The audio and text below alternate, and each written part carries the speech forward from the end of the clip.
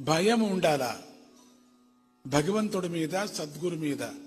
ధర్మ భయం ఉండాలా, ఏమైపోతుందో జన్మజన్మలకు నాకు అనే భయము. గురు వాక్కు అనేది అంత అగ్నిలో దూకంటే దూకేసాలి అంతే. ఇక మన సొంత అహంకారం చూపించకూడదు అక్కడ, భయము. ఇక భక్తి. భక్తి అంటే మనము ఆ భక్తితోనే జ్ఞానం వస్తుంది.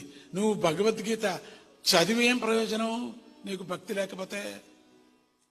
ఇన్ని పూజలు చూసి ఏం ప్రయోజనం భక్తి లేకపోతే?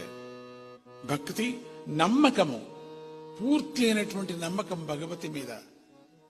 ఇక ప్రేమ, నా దేవుడు ఏమైపోతుందో ఏమవుతుందో అనే ఒక ప్రేమ, నమ్మకంతో పాటు శరణాగతి.